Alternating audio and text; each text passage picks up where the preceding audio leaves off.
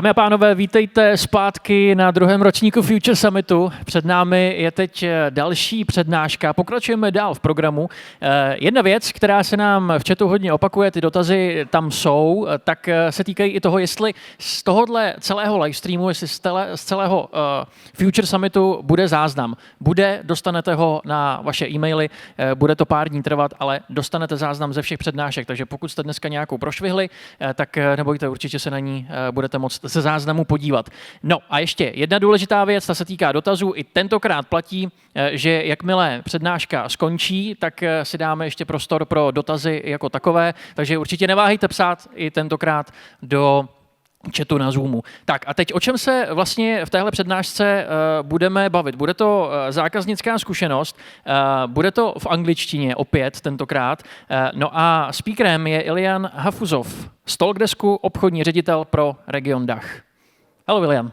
Hello. I will not try to torture Czech. I'm from Bulgaria originally, so I know a few words, but I'll try to stick English, so I don't want to be funny. So, good afternoon, everyone, and good afternoon to all the viewers online. I want to make a few promises during the discussion. If somebody doesn't understand what I'm saying, please ask me. I'll try to repeat it again. Second thing is, except for now, I'm not going to mention COVID. I don't know, fortunately I couldn't understand much of the previous lectures, but I guess some people talked about it, so I'm not going to mention it at all. So in my presentation there were some things around this, and which I'll try to give alternative examples that are just avoiding this topic because it's been very painful for everybody, so let's try to forget it as quickly as possible. And the third thing, just a personal observation. When I was invited by Merkel for this event, I was told that this will be very exciting about the emerging markets in Europe and Central Europe mostly. And my comment, and we discussed it with Merkel at length, is like how long we are going to emerge. Right? I'm from Bulgaria, so also an emerging market. How many years we need to emerge? 30, how many years since the end of the 31 years, 32 almost, right? So are we still emerging? I think we've pretty much grown up by now, and I think we're the most developed market right now, and one of the fastest growing in Europe and in the world. So I think we should make a joint move and pretty much stop with this developing and emerging and become something like established and great, okay? So, last disclaimer of sorts. I'm going to turn a little bit the normal presentation. Normally, if we first talk about our company, who we are, where we come from, and so forth. I thought in this case, maybe I'll bore some of you. It's already in the afternoon. You've seen a lot of lectures, so I'll twist it the other way around. I'll start with some of the things we're doing and the impact in the industry. And at the end, I'll do some talk about our company and our product. So. And finally, I really appreciate at the end if there are questions, okay? So any questions, you can ask me anything, literally, okay? And I'll try to answer as long as I can. So, a few things about me. I'm Ilian Hafouzov, I mentioned already a few times, I'm from Bulgaria. I'm based in Germany, close to Munich, and I'm running TalkDesk in DACH. And I'll be also in charge of our expansion into Central Europe. So, last 18 months to 2 years, as we said, they were very interesting and very memorable. And a lot of things happened, and some things might have happened because of this thing I promised not to mention, but some things were going to happen anyways, I think. They were just accelerated. So one of the things that really happened during that time is the complete move to work from home. Before that, for many companies, work from home was becoming the standard, but for many companies it was still something that was very weird and very abnormal, and even for people who were working from home, there were not so many tools and so many habits of how you actually do this. In the last year and a half, we pretty much had to rely completely on things like Zoom, WebEx, Microsoft Teams. I cannot stand the Microsoft Teams ringing music anymore. It gives me nightmares when I hear it. So, and I'm pretty sure some of you have similar things with other stuff. We've all had these funny things when a colleague, not us, of course, but a colleague would be in the bathroom or somewhere else during one of those calls. But this is changing a lot of how people work and how we cooperate. During that time, I have to be honest, I hired and onboarded and had some people leave my teams without ever seeing them in person. So, and it's a very hard thing, not knowing how taupe some people are and how they look like, from the chest down. It's pretty serious thing. So there was a big change, and it impacted a lot of things we do. There's also the online schooling. It didn't impact me so much, but I have 3 kids, and my wife, pretty much her normal life ended. She had to do only this. With 3 small kids, online schooling, I guess I see a lot of women here looking very understanding and compassionate. I was trying to help as much as I can, but that was something that also changed a lot of things. And you realize that, that this is not going away. This will continue to be part of how kids grow up. For them, by now it's super normal to use technologies in different ways. For example, in my house, we try to ban TikTok, and my kids keep finding new and new ways to install it on things I didn't even know they can run TikTok, like the TV, the PlayStation, the Nintendo Switch. They install it everywhere, and my daughter is recording some videos that she's 8, and I almost got a heart attack last year when I saw her doing one challenge on TikTok. So that's something that impacted us a lot. Online shopping. It came to such moment, the divorce of Jeff Bezos. He divorced, he parted with some part of his money, and then a few months later, he recovered. That's how much online shopping became a thing. Now, previously, as I said, I live in Germany. Germans are very conservative. Online shopping is not widely accepted. People are not using credit cards, or many people didn't even have credit cards to use, right? So online shopping was it was developing, but not developing on this scale. It has become pretty much the norm for everything, and ordering food and everything else, and it changed a lot of how we interact with all our suppliers.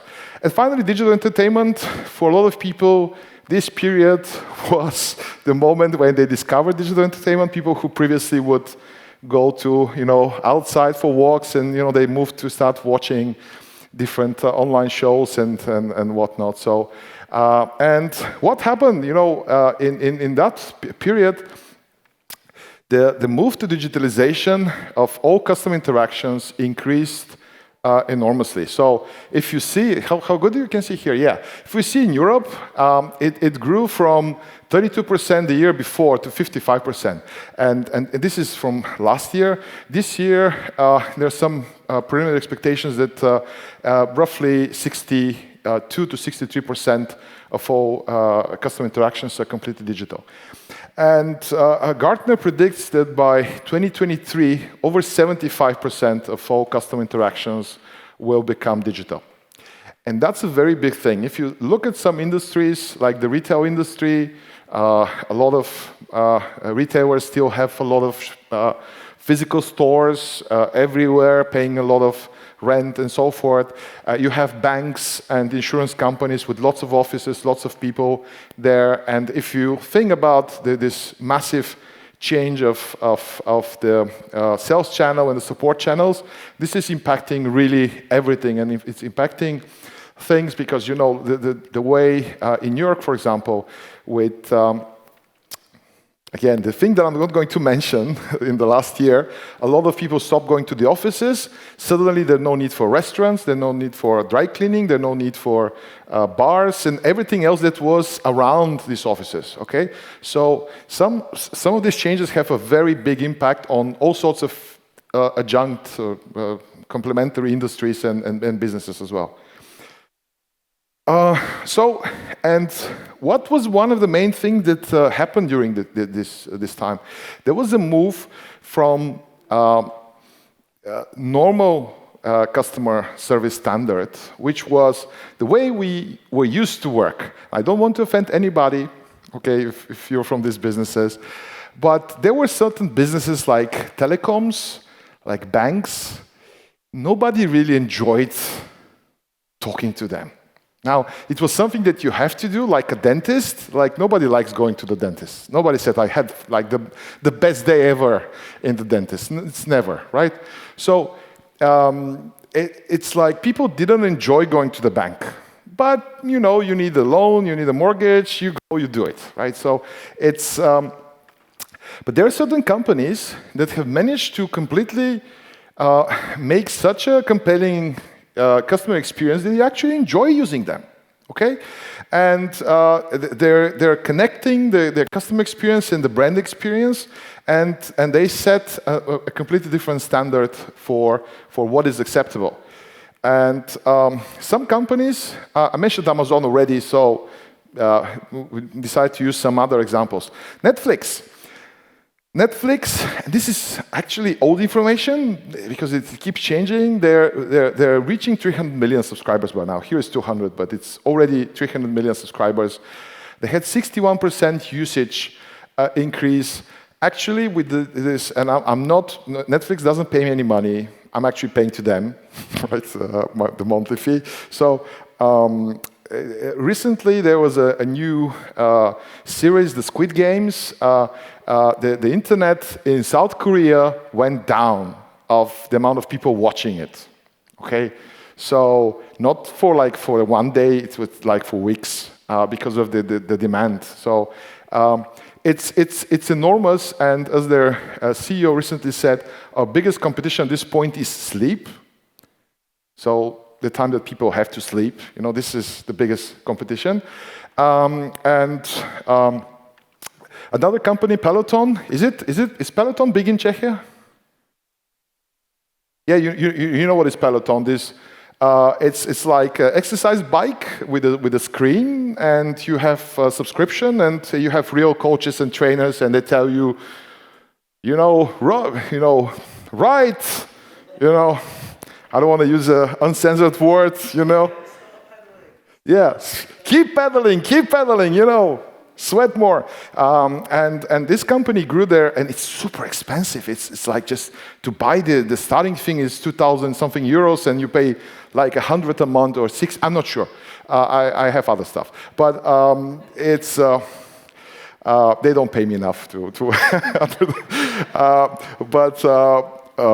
so Peloton grew their customer base but over 3 times because a lot of people really spent a lot of their waking time working on that and achieving some great results.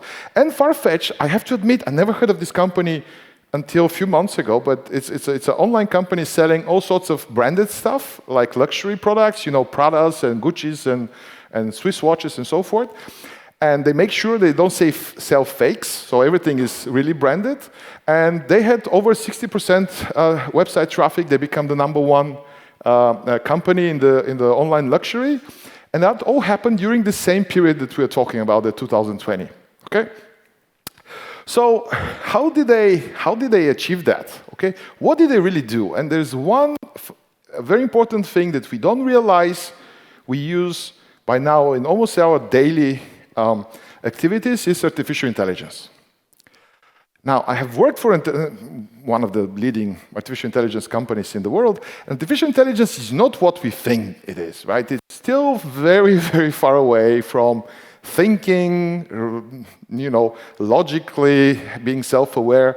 I mean, all the people who are afraid of this, I think it's very far away, extremely far away.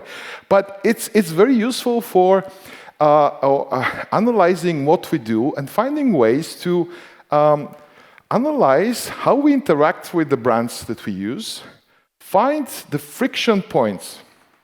These are the unpleasant moments that there are some issues created, and find ways to either avoid these friction points or automate them or get them through smoothly.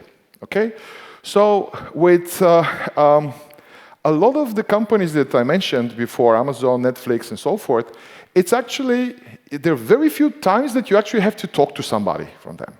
A lot of things are fully automated. If you want to return something, or you want to upgrade, downgrade your plan, or you want to get the recommendation, what next, you never have to talk with somebody. You don't have to speak with an agent, explain, listen, I have this situation, and be on the, on the mercy of this person to give you enough attention and so forth.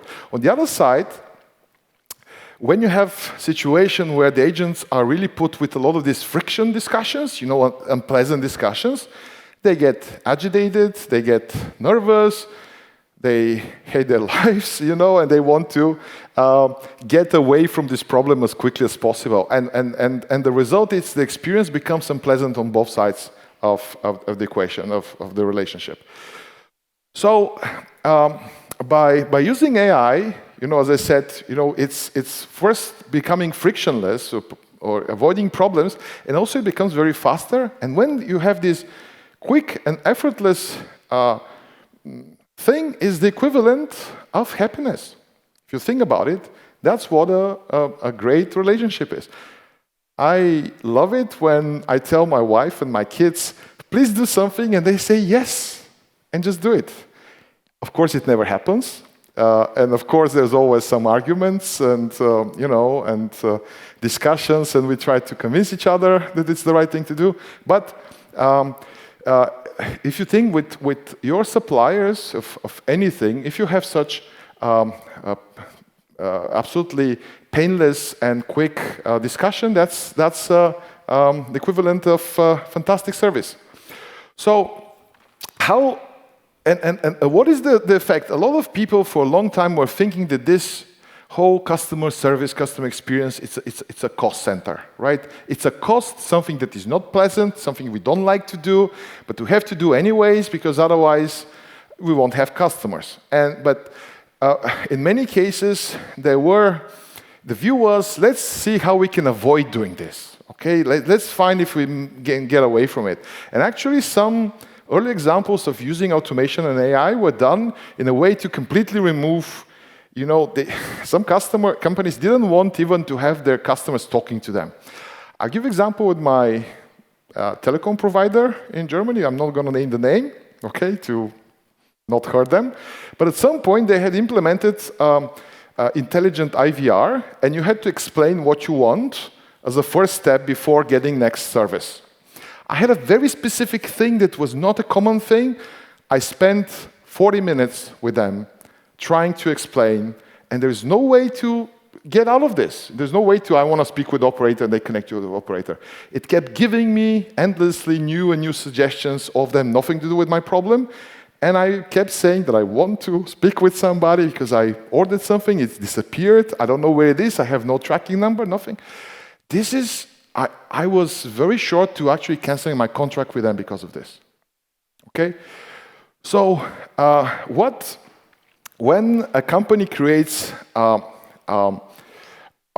flawless customer experience, that has a really direct impact on their results, both on their economic results, like sales, profits, revenues, etc., but also on the market. So companies that had this fantastic customer experience on average, and this is global information, they outperformed the market with 134%. That's not 34 over the 100, it's 134% more than the others. So, and that was even, this information from 2019. So you can imagine at this point it's becoming even bigger difference. And because it became so easy to switch off suppliers, into 2020 alone, over 65% of customers switched their providers. This is scary, right? This is such a massive change, and we discussed earlier today with some of you here that actually some customers start to find that it's a very elegant way. If you cancel your subscription, you can get the same for lower cost or better terms and so forth, and a lot of people are doing it on purpose. Okay, let's hope it never gets to in the enterprise world like this. Okay, yeah, at this point, one negative customer experience can change your whole relationship with your supplier, and you may cancel your relationship based on this one event. I used a bank which was fantastic, fully digital. Everything worked fantastic. I was super happy with them. I had one negative experience. Next day, I canceled it. Not because I'm a vengeful person, but I said, no, if I treated them like this, everything was perfect. Now it's something bad. I don't want to be with them anymore. And that's really very massive on the market in the whole. So with AI, I'm getting back to the AI. I know it sounds like I'm going over the place, but we have a point. We're getting to the point. With AI, I have spoken with a lot of companies who wanted to implement AI. And you ask them, okay, what do you want to achieve? And they say, we want to have an AI.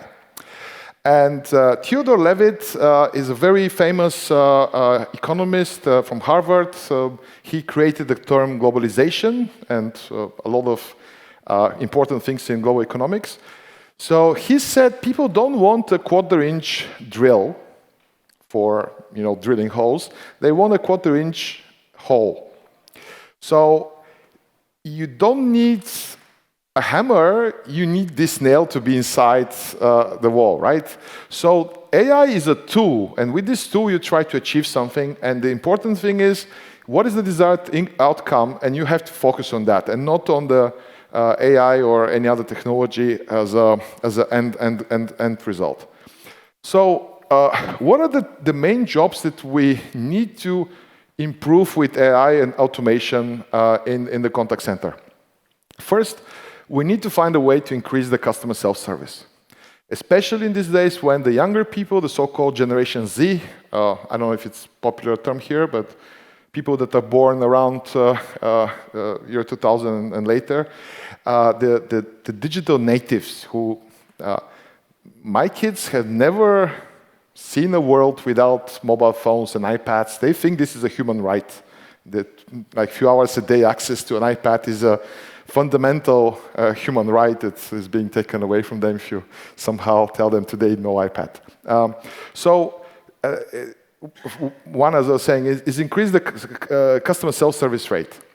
We want to make sure for the simple things, customers fix things if they can, fix things on their own, and they don't have to talk to anybody, they don't have to write to anybody, they don't have to wait, scan documents, and so forth. If it can be done with a click, with a setting, or something else, let's find a way how we can do it. Then we have to identify what are the causes for customer issues. Why the customers are calling at all in the first place. And finally, we need to help the agents, the people who actually provide the sales or services or whatever the contact center is doing, how to assist them with automation that will help them achieve what they have to do faster and quicker and more efficiently. And before I go to the AI, I want to ask, to get you a bit engaged, I have a quiz. Please, by the way, we can do it also with, do we have a back connection with the people online? Yes? Can they? Okay, so the people here. Please, without searching, without Googling, I'm checking everybody, okay? Can you imagine if you take a big piece of sheet of paper, and you fold it 50 times, how thick it's going to be? So you take the sheet, you fold it 50 times in half, and how thick it's going to be at the end. I'll make an award for this. You don't have to give it exactly, roughly, okay? So, but please think about this, okay? This is something that AI can make very simple and very fast, okay? Because there are certain things that require a little bit of thinking, a little bit of analyzing, a little bit of exponential mathematical skills, and make things very easy. So, going back to the presentation. So, first, with AI, in a customer care situation, you can provide a lot of answers or resolutions for many problems directly by seeing what the customers are searching for, what they are talking about. We have actually this deployed internally in TalkDesk, and recently I had some new starters in my team, and they wanted to know how to get something done. I wasn't sure how to tell them. I started searching, and in our IT internal system, and I immediately got recommendations of probably what is the solution to the problem. I found the solution, I copied it, and sent it to them. Problem solved. I didn't have to speak with anybody from IT, no administrators, no time spent on any back and forth and so forth. Secondly, if the problem gets to be escalated to a human agent, we need to have the tools to enable automation based on a virtual agent or a real agent, but the AI should still keep working in the background and provide help on both sides. It could be that the AI during the discussion will find the answer, what this person is talking about, or it will be able to sense the sentiment in the voice. If somebody's getting angry, sometimes there are things that are culturally difficult. You see people from another, let's say from another continent, you're not sure their face, are they getting angry? Are they happy? It's very difficult. Like this gentleman here, I'm not sure. Sorry, I'm not sure, am I like the most boring person ever, or you actually enjoy it? So it's, and if I had AI, imagine if I had AI here, which is telling, this gentleman that's what I hope, okay? Quite enjoying your presentation, and he's quite interested. This is something that AI can really help in these discussions. And the same thing to be done not only on speaking, but also in chatting and so forth. Another thing, identifying the causes for the customer issues, okay? And that happens when you have the access. The great thing about AI is that it can take enormous amount of data, enormous viewpoints, and figure out, based on all this data, all your behavior as a customer over the 5 years that you are with this. Back to my example that I gave earlier that I had, based on one negative interaction, I canceled my service with the bank. They had all the data to predict, they wanted, that maybe I'm a little bit short-tempered, maybe I think too much of myself, and if they send me communication that didn't feel like very respectful to me, I could cancel, right? They had the data, they chose for some reason not to act on it, or they didn't have anything in place. So I'll take some answers. Who can give an answer based on this question for the 50 times folded page? Anybody? Somebody? 10 meters. One. Somebody else? It's possible. If it's a big sheet, it's possible. It's from here to the sun. Seriously. 125 million kilometers. And if you take a calculator and you say, okay, you fold a normal sheet 7 times, that's the maximum, like a normal sheet, you can only fold 7 times, hardly. And it's 1 centimeter. And then you take the calculator and say, okay, times 2, and keep repeating this another 43 times, you will see that I'm correct, okay? But people cannot imagine this. Right? Is the mic still on? Yeah. People cannot imagine this. That's why, about the thing that I promised not to mention, when the thing last year started, right? And some people were saying, well, with this current rate, everybody will be dead in 3 months if we don't do something to stop it. And people were like, nah, it doesn't sound. Yeah, it is. Yeah, if you calculate it with, if you put some formula and you just see where it goes, it looks pretty scary.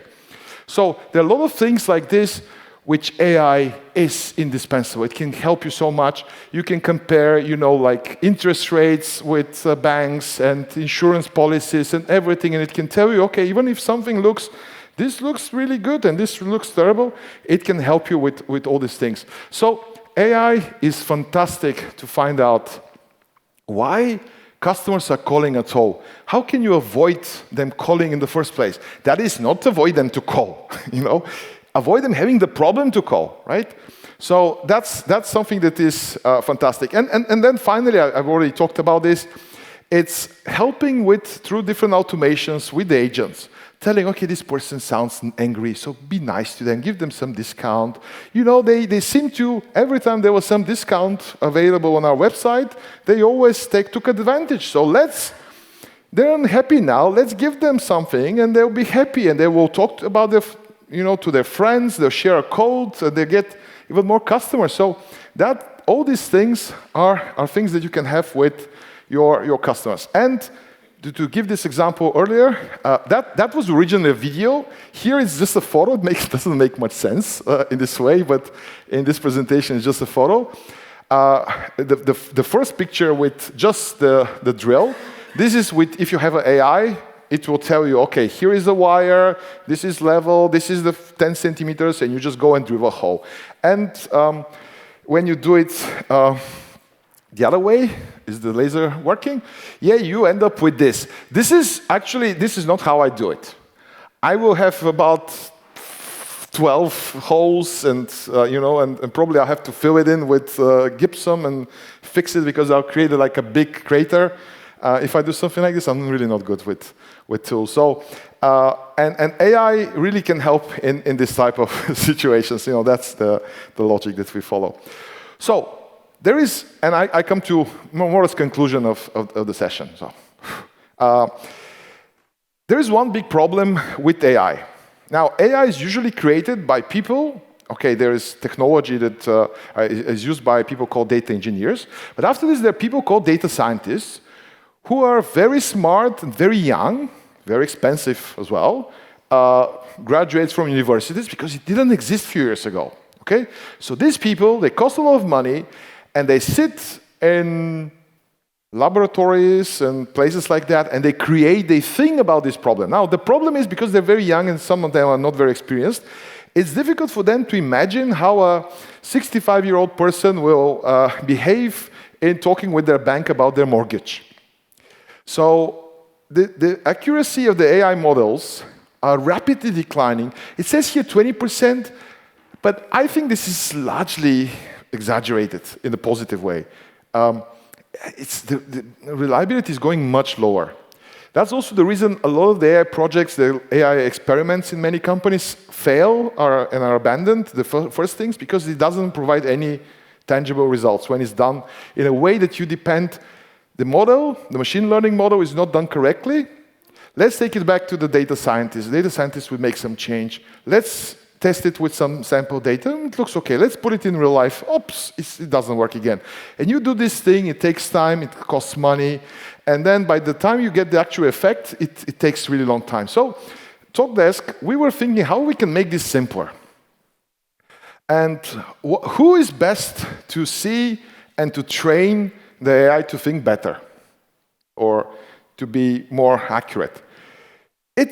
We thought it's the people who actually engage with the customers, the agents and the supervisors, the people in the contact center, should be able to say, well, that's not correct.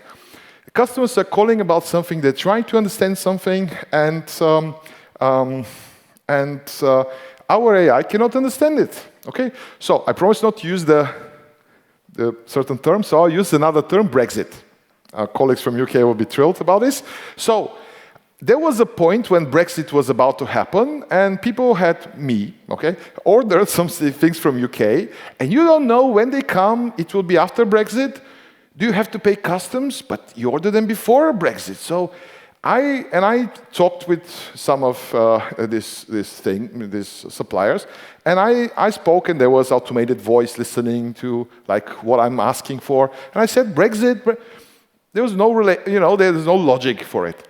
So imagine that a lot of people are calling and inquiring about Brexit or about something else that is happening right now. There's some volcano explode somewhere or something great happening. A country wins the Eurovision or something else, and people are calling about this.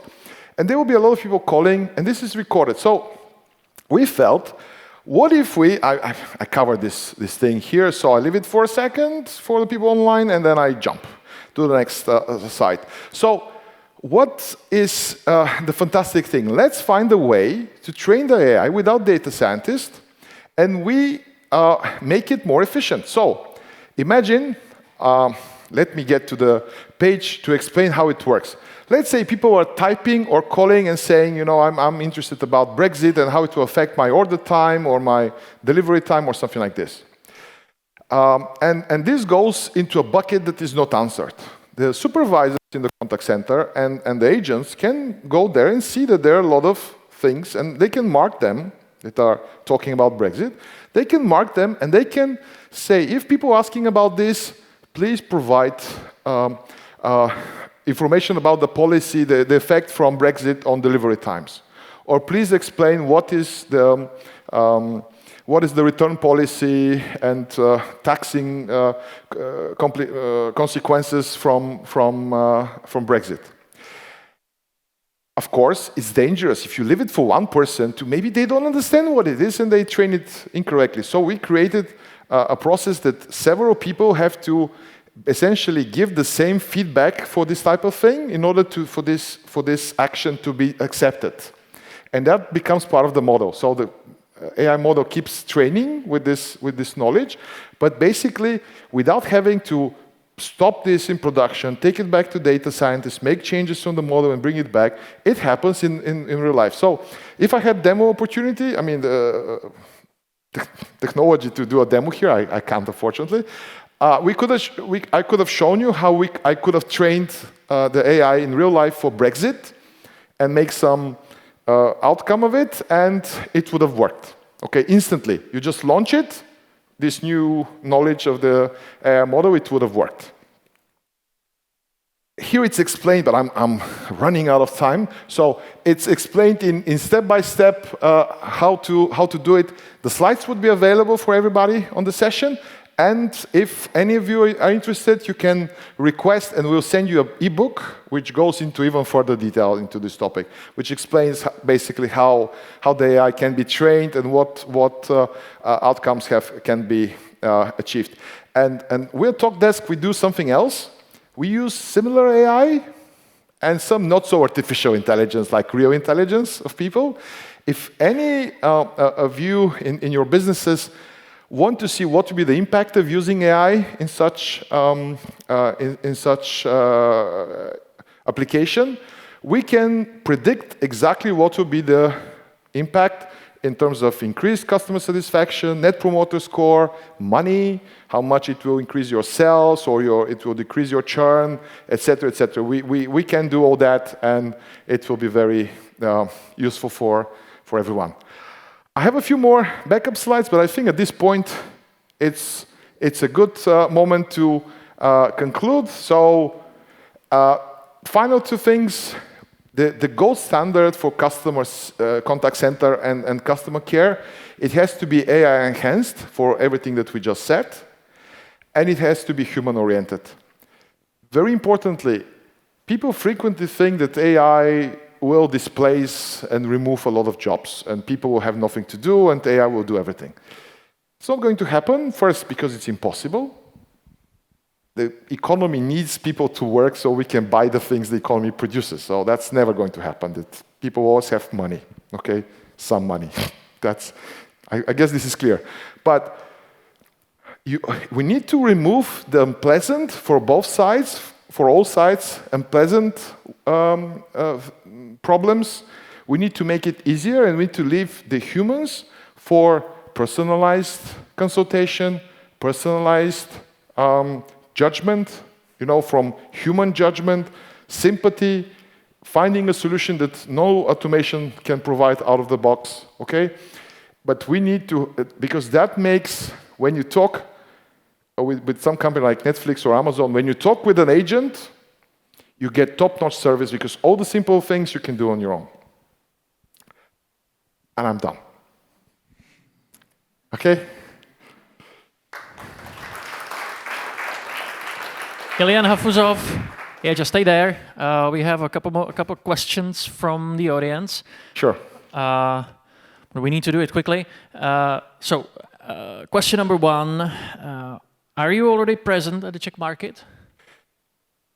I had it in my plan, but for some reason it popped out of my head. Yeah, yes, we are partially present. We have a fantastic partnership with Merkel, and we have several joint customers. Can I say name the customers? Okay, so we have a couple of customers. One of them is Studio Moderna. So everybody in Central Europe knows Cosmodisc and Dormel and Delemano. And I mean, my parents bought everything they can ever produce. So, and another customer that we won relatively recently, it's Avast. the security company. So, and we have a lot of additional projects that are in this field. And yeah, we have some presence already, but we plan to expand very aggressively very soon. Yeah, okay. Is your software suitable also for smaller companies? Yes. You don't need to be huge to provide fantastic customer experience. I'll give 2 examples. I used the opportunity to do a little bit of marketing for one Bulgarian company.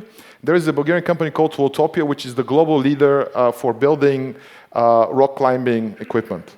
There are 150 people. They're present everywhere.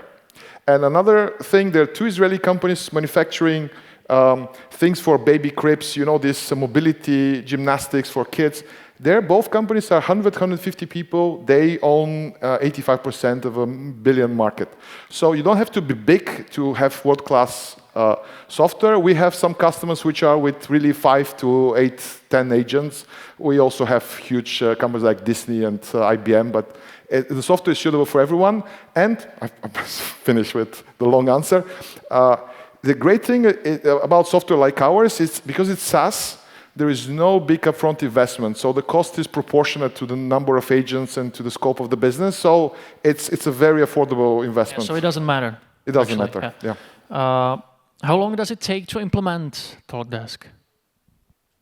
From 5 minutes to 3 months, depending on the complexity. Some projects, especially when there's AI involved and there's complex integrations with, let's say, Salesforce or other platforms like this, it can take longer. And there's also the provisioning of phone numbers around the world in more than 170 countries. So it could take a bit longer. Most projects take days and weeks. Okay. Ilian Hafouzov, dámy a pánové, thank you very much. Thank you. Thank you, everybody.